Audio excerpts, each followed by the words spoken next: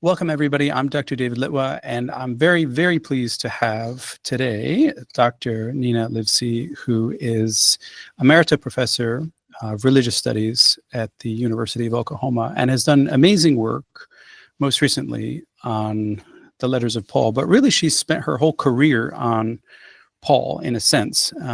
And so this is someone who knows her stuff, and I'm very, very pleased to welcome her. The most recent book that she's put out from Cambridge University Press is called The Letters of Paul in Their Roman Literary Context. And the reason why I love this book, I mean, there's many reasons, is because it does something unfortunately so rare in New Testament studies, which is to actually look at Paul from the perspective of a classical scholar. And it is a work equally of New Testament and classics, and it's just a wonderful example of bridging those boundaries.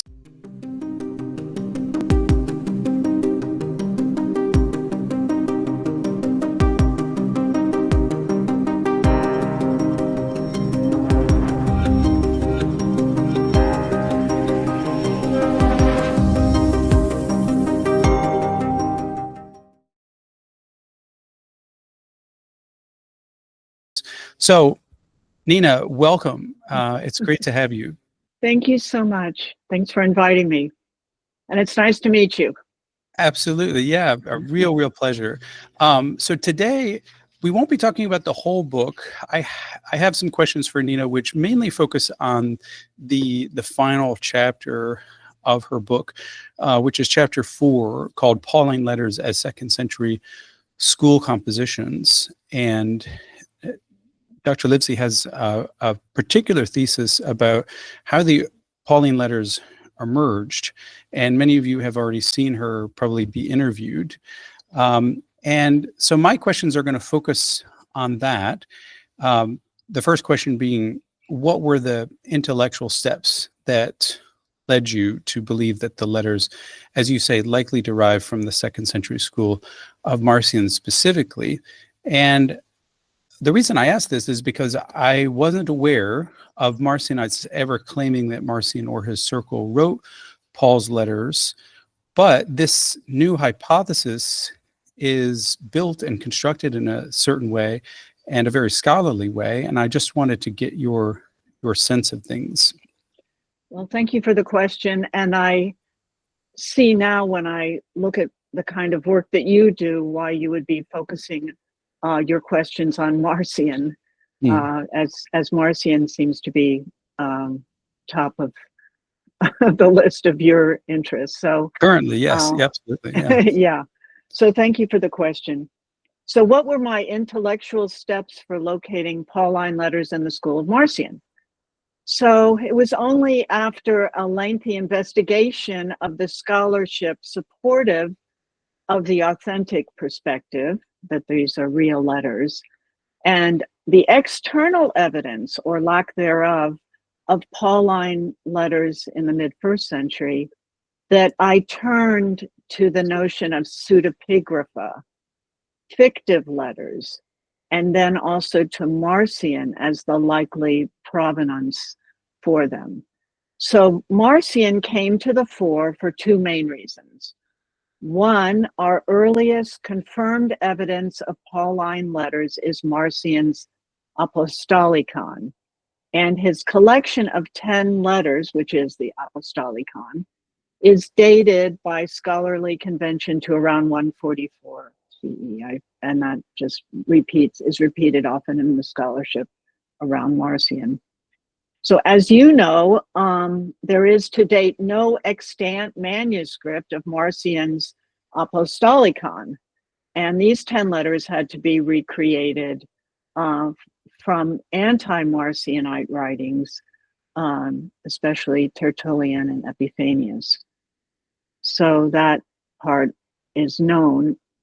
But the second reason is that other scholars who similarly assess Pauline letters as pseudepigrapha and of the 2nd century, they also have posited that Marcion is responsible for the letters.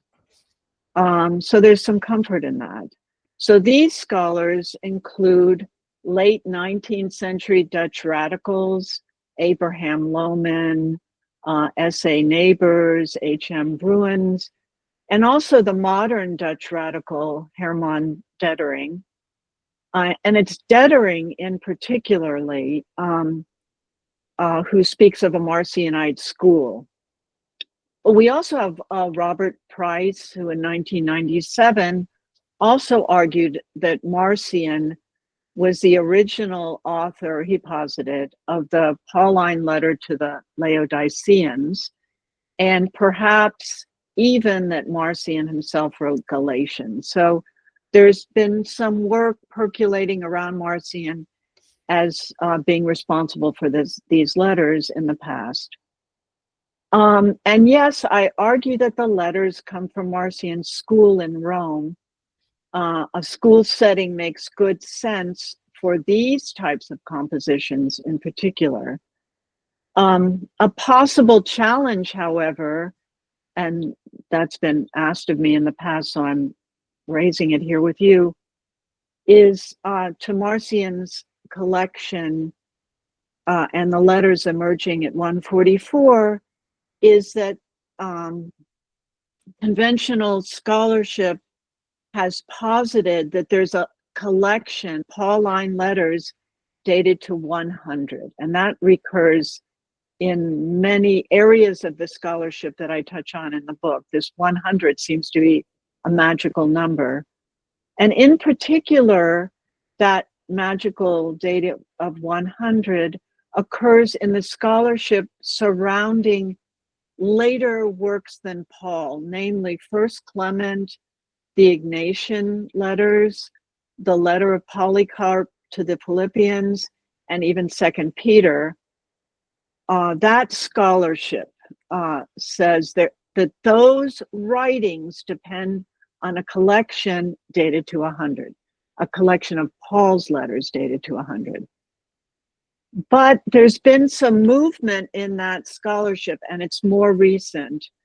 And that recent scholarship has really allowed me to make the move that I did and feel more secure with it, because those witnesses, First Clement, Ignatian letters, Second Peter, are now being dated later, not to like 120 or something like that, where 100 would still have to be that magic date, but more like 140, 150. So it allows then for Marcion to be then this first witness. It makes it more likely. So I'll continue here with your question. Do Marcionites ever claim that Marcion or his circle wrote Paul's letters or the gospel? And I'll address that mainly with the letters. So the author or editor of a pseudonymous letter collection plays a game. That's how I'm answering your question here. Mm-hmm. He or she strives, so it's a game, pseudonymous letter collections. You can think of it as a kind of a game.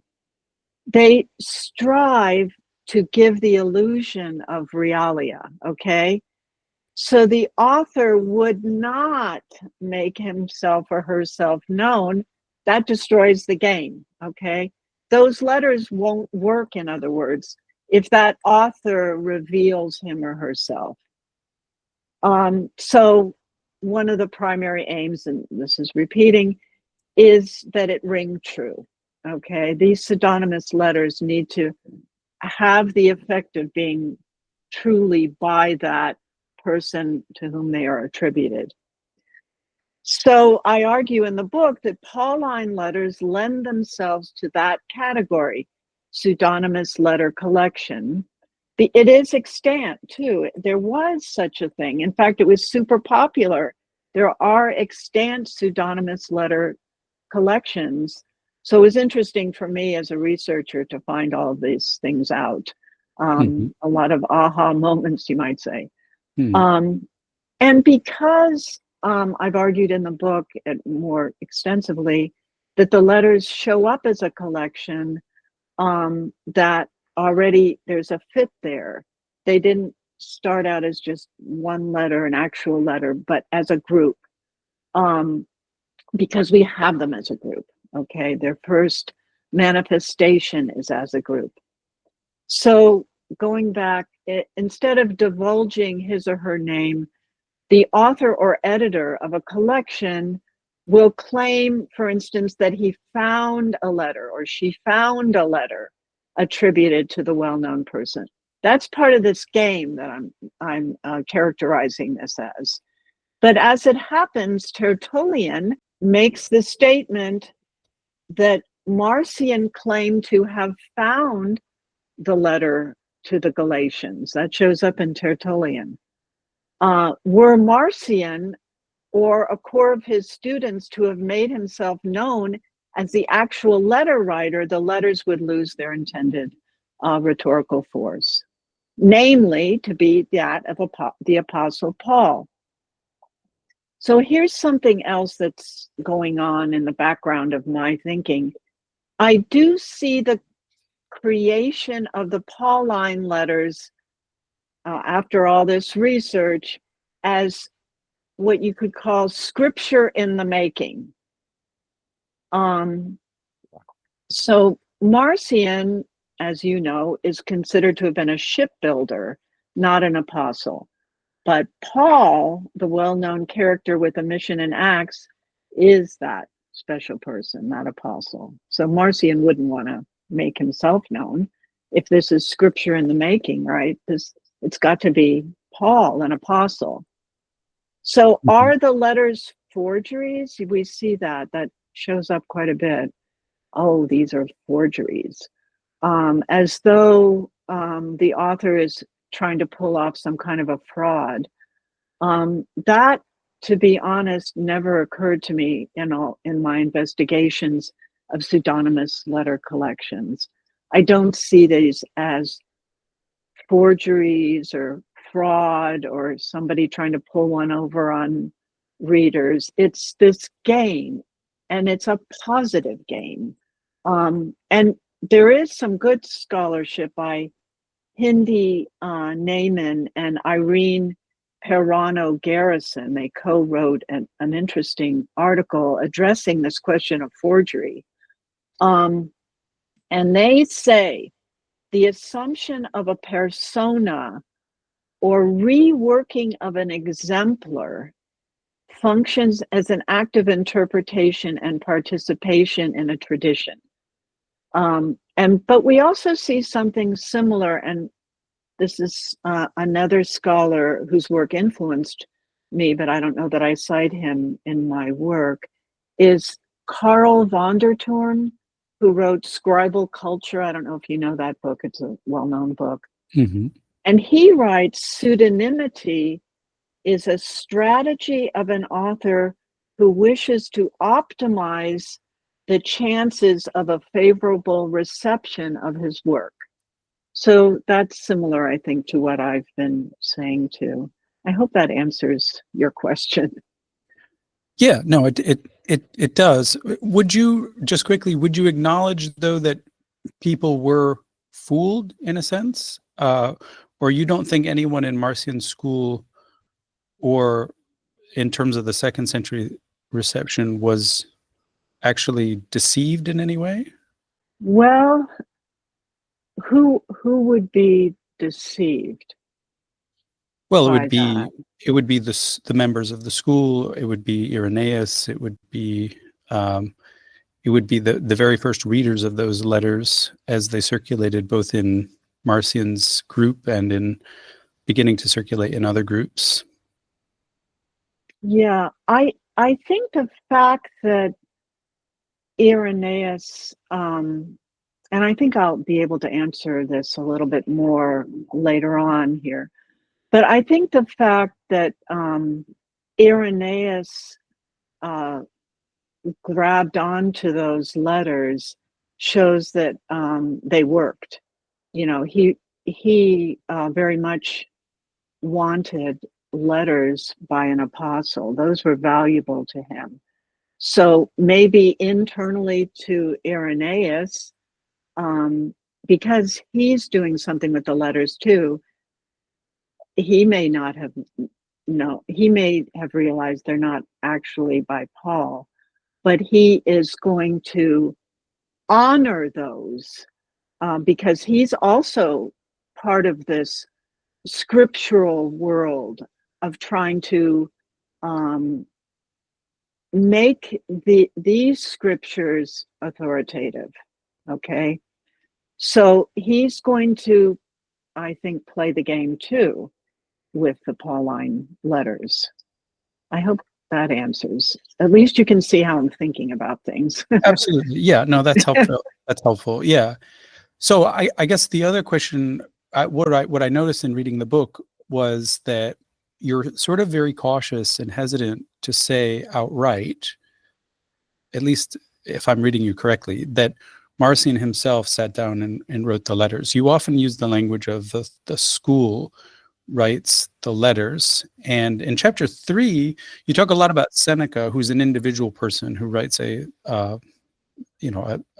letter collection that is very clearly, I think, playing the game that you're speaking of.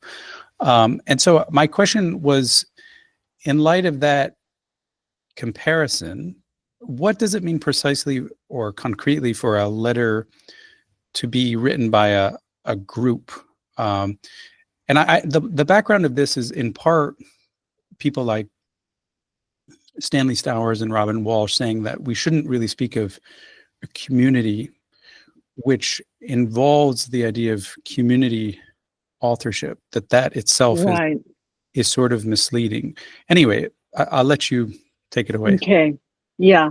And I'm quite influenced by that argument of Stowers and Walsh, and I do cite Walsh. So I'm not discounting their view at all.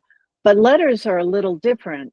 They are an individual, and I would say elite school composition, not a group composition. So let me try to answer your question a little bit better.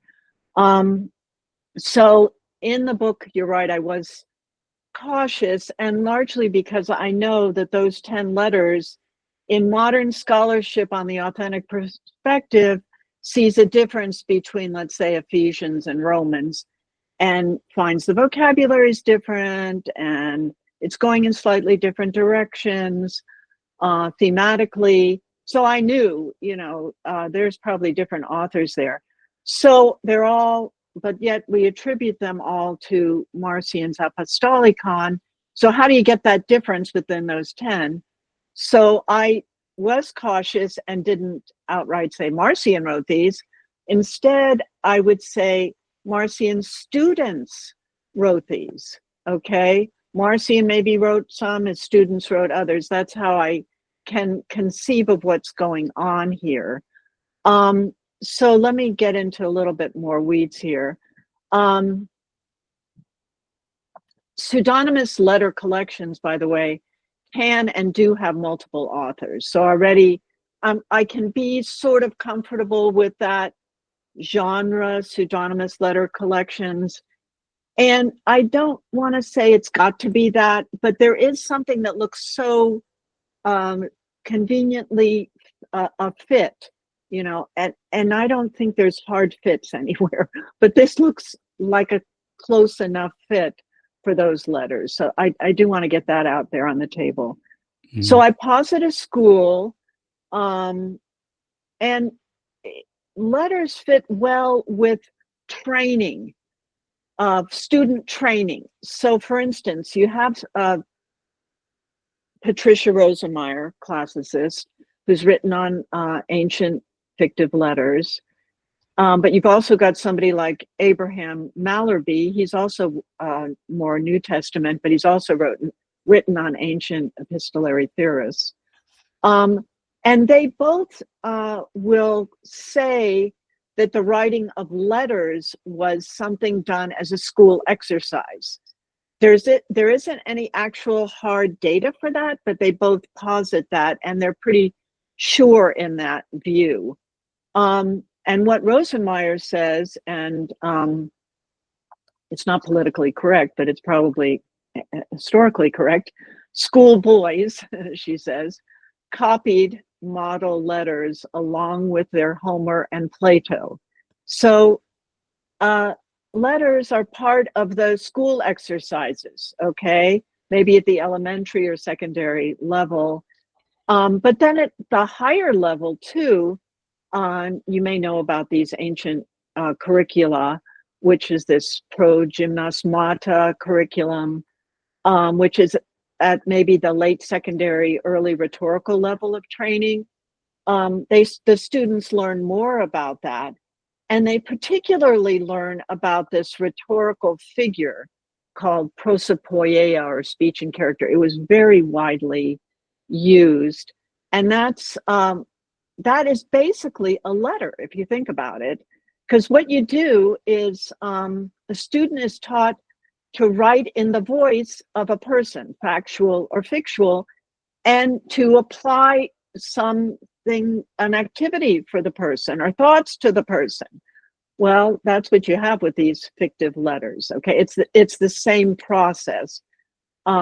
Instead of a just prosopoiea unit of text, which Stowers is located, for instance, inside the letter Romans, but other treatises could have aspects of prosopoiea.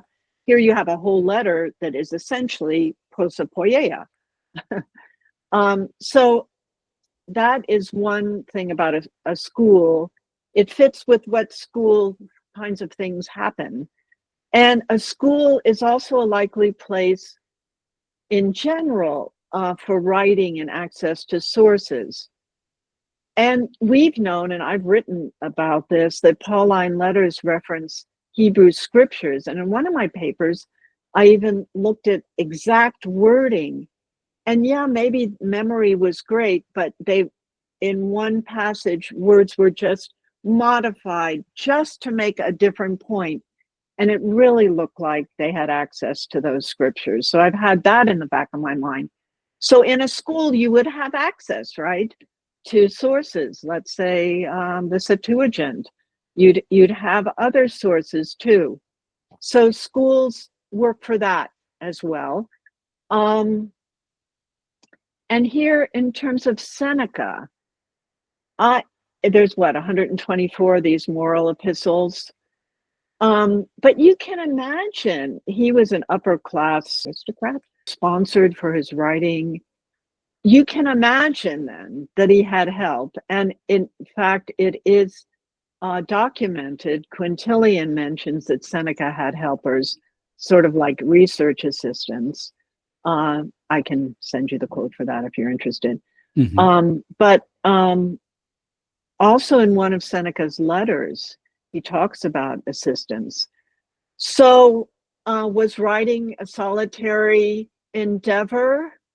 I don't think it was. And here we've got recent work by somebody like Candida Moss, right, who says that there was slave labor used. Cicero and others likely had helpers. Okay, that's different from what you said before with Walsh, who is critiquing,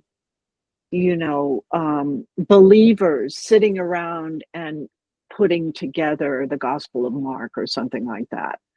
I totally buy Walsh's argument about these elite cultural producers.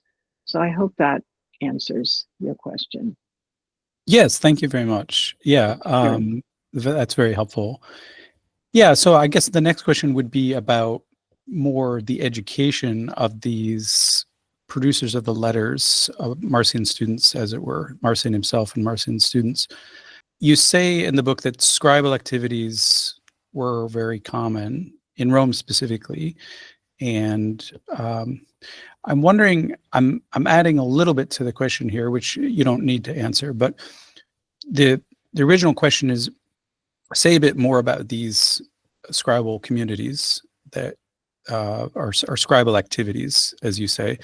And maybe if you can, you don't need to, but say a little bit, if we know anything relevant about Marcion's own education that would enable him, like, did he go through secondary education? I would speculate yes, and for that last part, and I haven't thought too much about it, but I know that Marcion, just from reading about Marcion for that 4th chapter, is credited with an actual writing, those antitheses. So the fact that he could write that, I think, would dictate really that he had an education, and he was even poised to do such a writing, because it takes leisure, doesn't it, to be a writer? You know, if there's like workers, most of the population are working, you think of the elites then as having the luxury to compose things. So if he's composing something like the antitheses, which we don't have anymore, I would say he's part of that class that received an education. And we know that he was wealthy, or what we know of him says that he's wealthy, and wealthy parents sent their boys to school. So I can imagine that he did go to school. So I can cite a little bit or talk a little bit about these scribal activities. And some of that comes from Walsh and others. But to talk about a school in general, I relied on scholarship of Judith Liu and even Marcus Vincent, who argued that Marcion was one of the several elite producers or writer intellectuals, I think is the word they used, and heads of school who came to Rome around 120, or actually it was Bar Kokhba, so I'm misspeaking here, right around the Bar Kokhba revolt. And that's what precipitated this move to Rome, which that is also, I think, very interesting. So Lou says that there's 40 some types of individuals, school heads that are in Rome. She lists some of them. And Irenaeus then will talk about schools. And he mentions these school heads: Saturninus, Marcion, Tatian, Justin, and Valentinus. Ptolemy refers to Christianity as a philosophical school. And Galen, interestingly, also cites a philosophical school, which he refers to as the school of Moses and Christ, but referring to perhaps the output of these kind of what we call now Christian schools as a philosophical school, which, and I think the philosophical school provides the model. So, and that's where I cite the work of Jeremy Schott, who's a Eusebian scholar, and he talks about a master and his inner circle, and the master would give lectures. We also know those schools are open, so you don't think of doors so much, and people are hearing, and students are going from one school to the next, which is kind of interesting. So you get cross-fertilization. It's interesting, you know, how this was put together. As I said, scripture in the making here. These elite circles, that's, scholars have talked about, that's their social circle.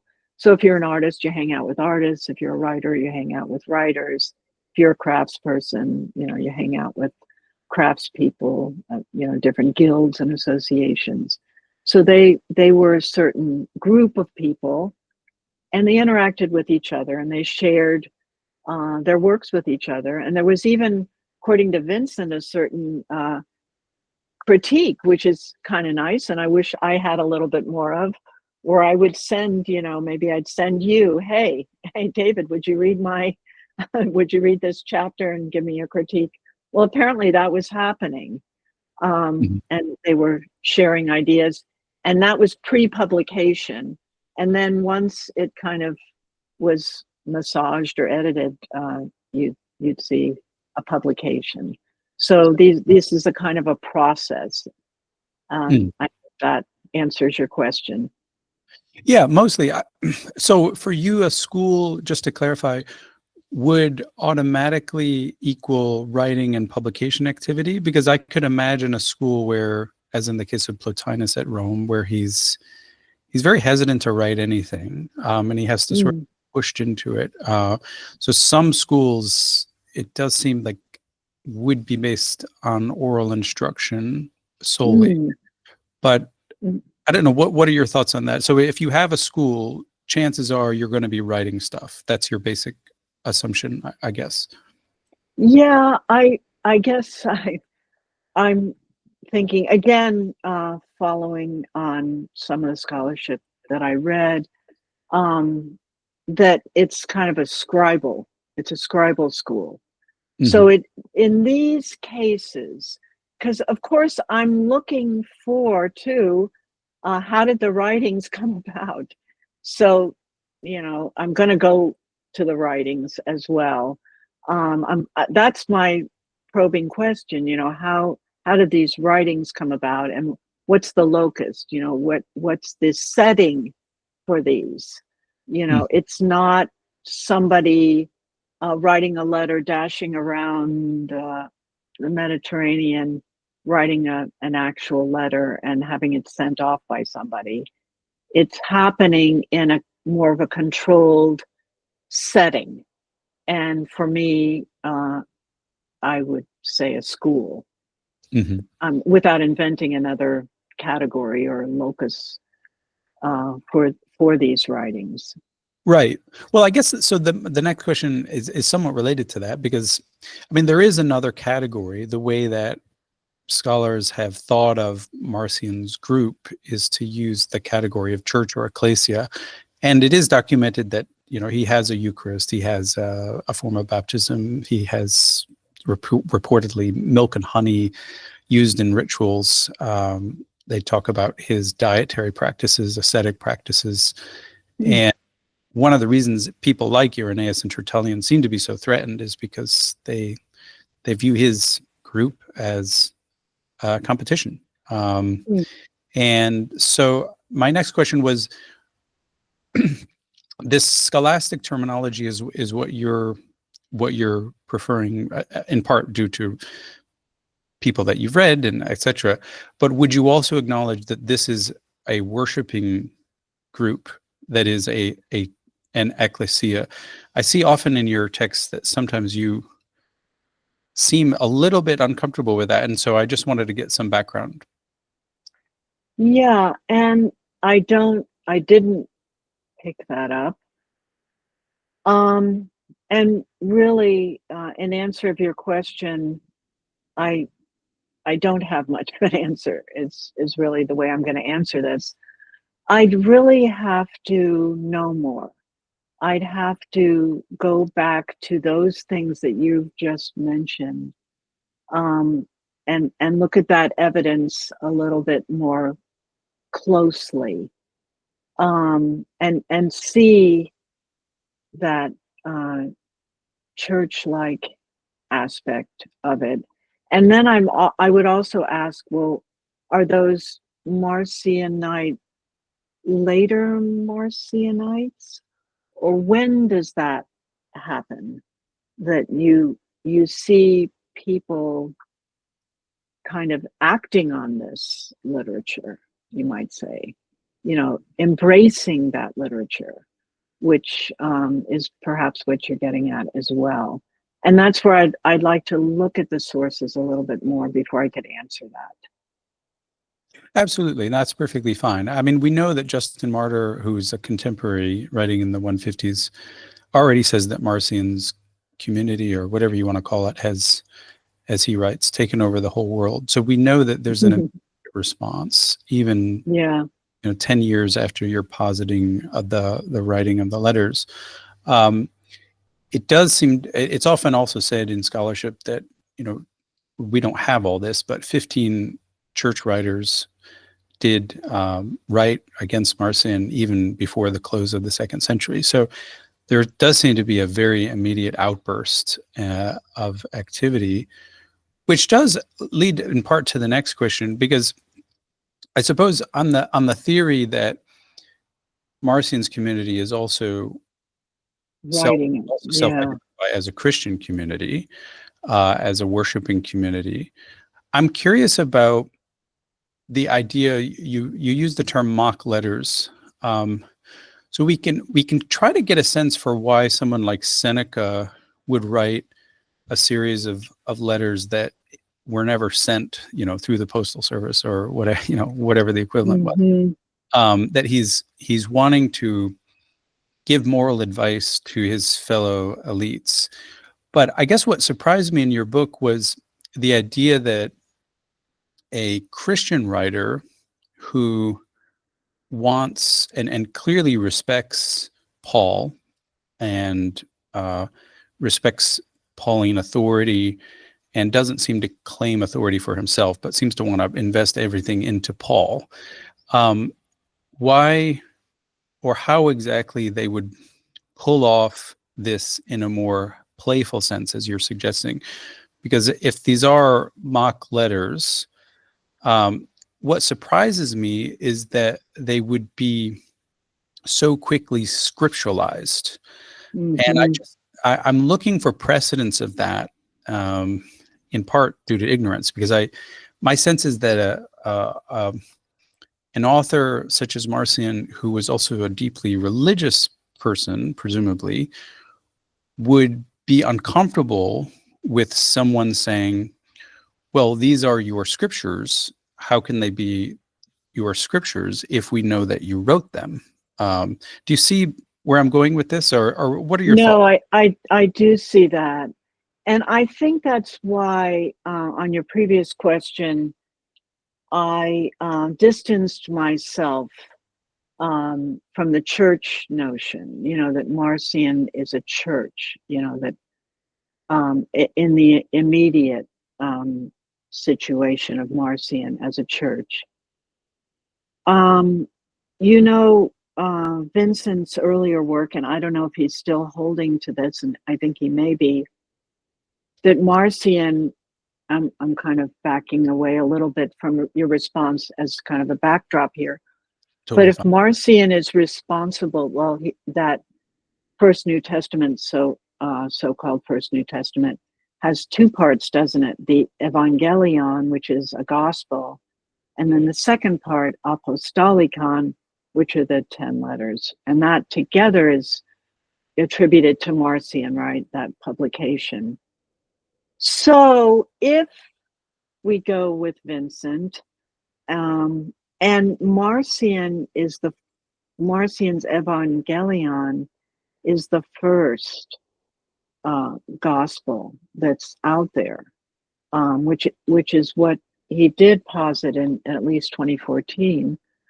Then that gets to your question, I think, a little bit, because now you have a person, and even if we separate out the letters for just a moment here, he's creating scripture, right? In the Evangelion, and whether it's the first or the second or whatever, he's still part of this creation hub of people, right? So then I don't think he would venerate. I think he's part of the scribes who are creating it. And the same then with the letters. Okay, it's the same kind of thing. He's taking Paul and he's making him kind of this prophet of the gospel, who's sending it in quotes out to these different people. That's scripture stuff that I see. That's what I'm imagining is going on here.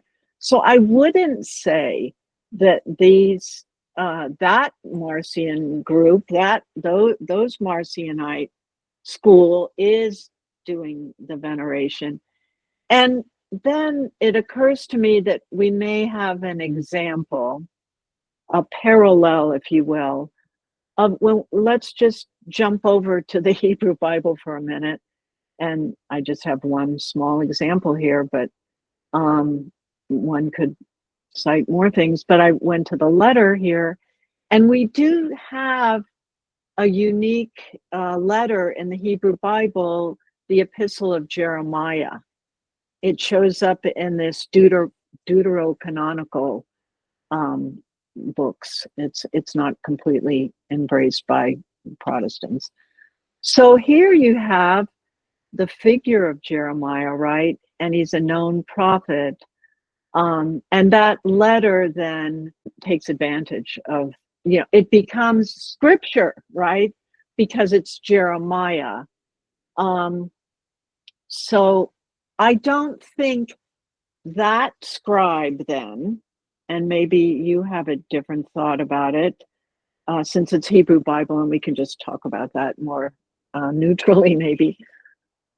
If we think about that scribe who wrote the Epistle of Jeremiah, I don't know that we would say he venerated that.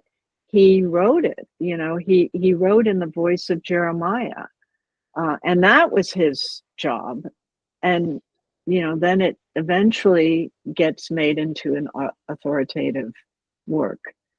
So does that help a little? Yeah, it's approaching talk about it like that. That is a helpful example. My sense is that I would see there's definitely fictional letters in the Hebrew Hebrew Bible. My sense is that the time lapse for gaining authority is much longer than what we're seeing in the case of Marcion. I mean, if Vincent is correct, and I think we need to have him on to actually just clarify how he's changed since 2014. But if Vincent is correct, this happens lightning fast. So in his theory, within a decade, you would get Marcion's gospel and then all the others as imitations, and that's quite striking. So we would, that I'm looking for a precedent for. I don't see things happening so quickly, but we need to talk to him. But the last question I had was with regard to Acts, and if I'm reading your book correctly, what you're saying is that Acts, the heroic portrait of Acts, pre-exists the Marcionite composition of the Pauline letters, and so is in part based on the heroic portrait. I'm wanting you to maybe field a couple objections to this, because I think this can be a hang-up for a lot of people. First of all, since the author of Acts doesn't present Paul as a letter writer, and also presents a very pro-Jewish Paul that in fact seems to conflict with the letters, the famous example being, I believe it's Acts 15, where Paul circumcises Timothy, and that's certainly not what the Paul of Galatians would want to happen. It's Titus, isn't it? It's right. It's a different person. Yeah. So I'm wondering if you can comment. Is your theory then, and I know that you're still developing this, but is the theory then that this Marcionite school is looking at Acts and then wanting to improve on the model? Is that the idea, or what is your sense? Thank you for that question. I think, well, if we go back again to the pseudonymous letter collections and what they do, that'll, I think, help to answer this. So in the first way, I would say it is definitely possible to take a character, even a heroic one, and maybe even especially a heroic one, and refashion that character through letters that are developed in his name. In fact, that is really what these pseudonymous letters do. That's one of their hallmark features. So there you have a character already developed in Acts. He came, as I've said in the book, he comes to life. He's given a life in Acts. In other words, Paulus appears, who was Saulus, he becomes Paulus. So then you could say he's free game for Marcion or somebody else to take that character and move him into a different direction. And difference is one of the main characteristics of these pseudonymous letter collections. So you have a comparison. Is Philostratus has this fanciful bio, you probably know, Apollonius of Tyana, where he is a semi-divine character, and you've got supernatural figures that are tending to his birth, and he's also heroic. He's a healer. He at death he resurrects, and he later appears to others. That's in his bio, okay?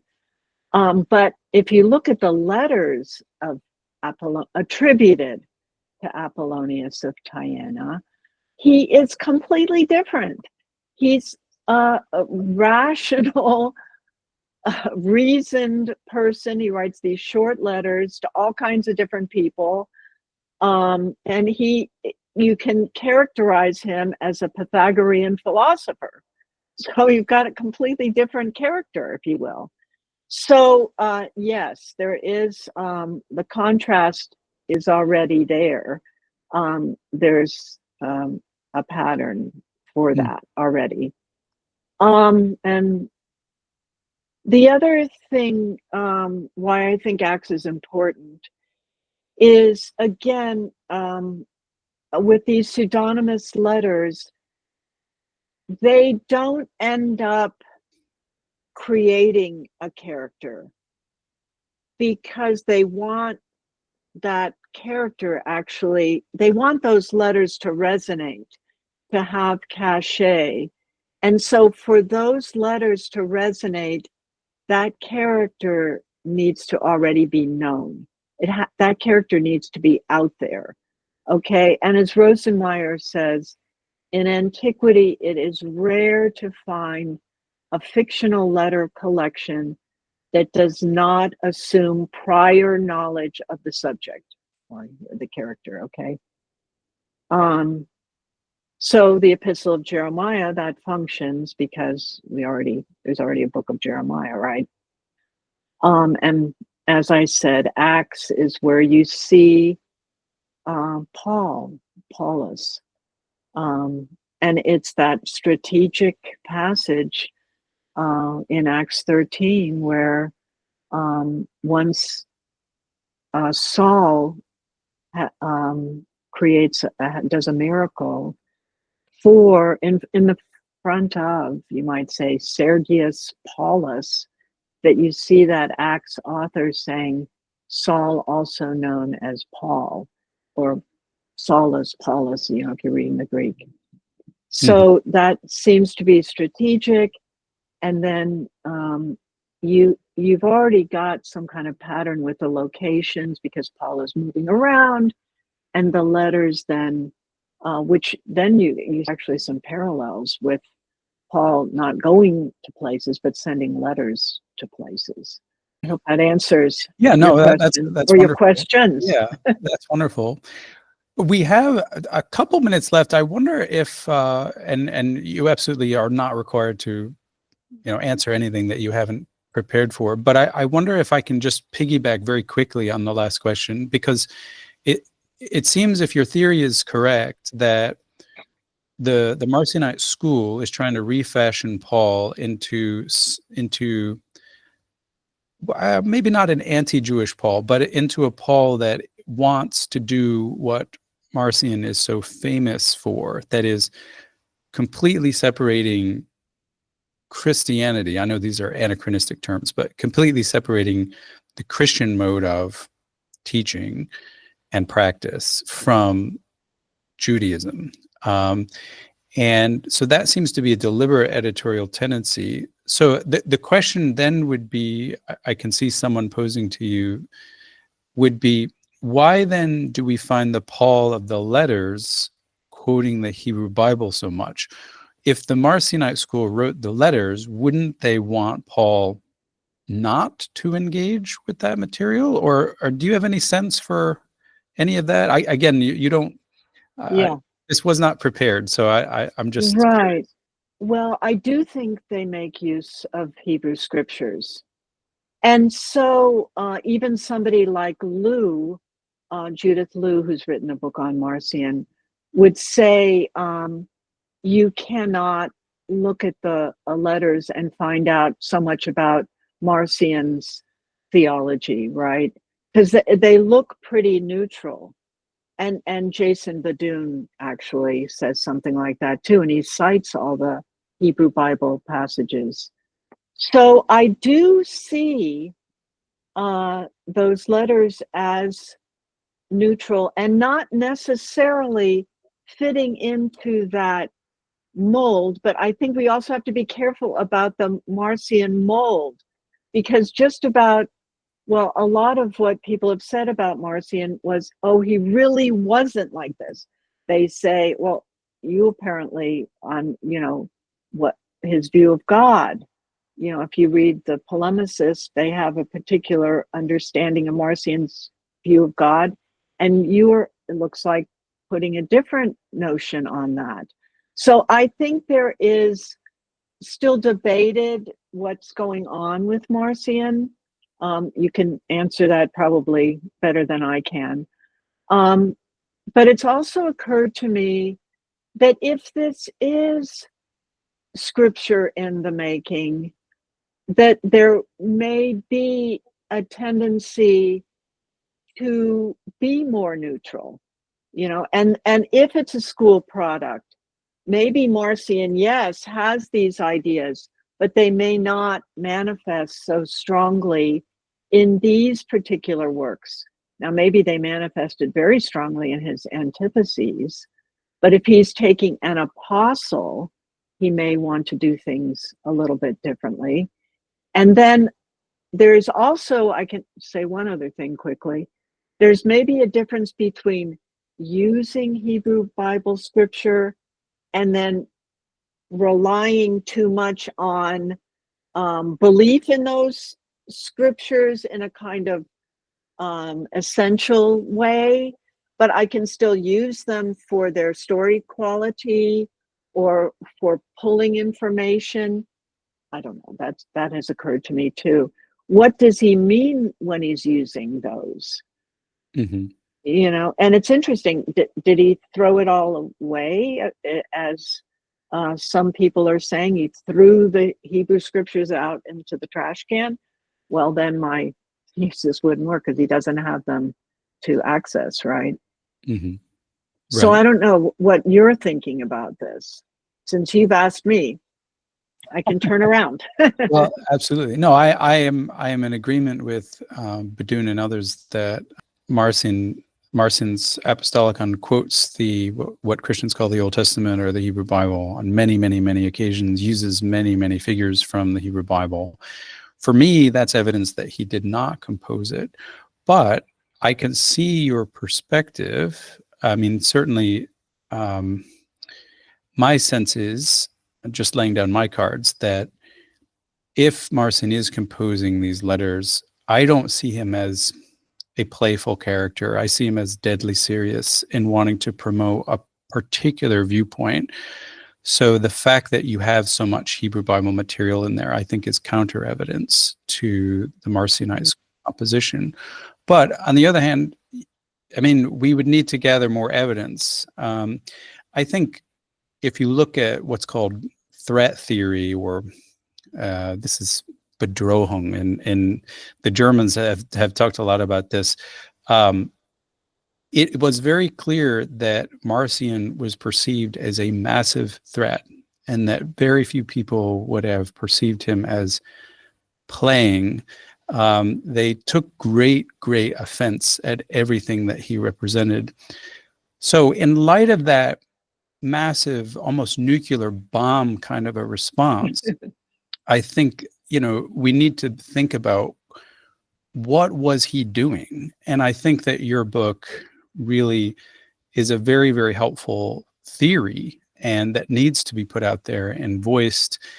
And, but even apart from the particular hypothesis that you're representing, I think that your book is of tremendous value for changing the habits of mind of a classic New Testament scholar who just assumes at face value that the letters are written by the people whom they say they're written by, right? Mm-hmm. I completely agree with you that we can't use the Pauline letters themselves as evidence for the historical existence of Paul. We would need some other anchor. And maybe some people say that they have that. You've argued that there really isn't an anchor. We can debate that. But I think what you've really accomplished is you've contextualized fictional letters that it's just so common. And then you have thus, regardless of what people think about your hypothesis, you have forced people to think outside that traditional New Testament box. And that's why I think this is such a lasting contribution, in part because it also just makes Pauline studies and classical studies one thing. And I think that these false divisions between religion and classics have been hurting New Testament scholarship for generations. And we need to just please stop doing that. But anyway, it is time. I wanted to thank Dr. Livesey and again promote this book. It's a fantastic work here. I hope you can see the title, The Letters of Paul in Their Roman Literary Context, Reassessing Apostolic Authorship. I think, as I said to Nina before the interview, this is just so valuable because a lot of people, they just dismiss this, Pauline pseudepigraphy of these 7 authentic letters, and they know of these Dutch radicals, but they view them more as a demon to exorcise. They don't know anything about them. And what Nina has done is say, well, she's done her homework. I mean, and you've done an amazing job saying, here's the case, you should know about it rather than just treating it as just this bugbear. Deal. Yeah. Mm-hmm. And it's fantastic. And I really think that I at least I hope that this rattles a lot of people out of their dogmatic slumber. And so I very, very much appreciate you coming on and telling us more. And I highly recommend everyone to go get this book. Thank you so much. Really appreciate it. Thank you. It was nice to meet you. Okay. The same.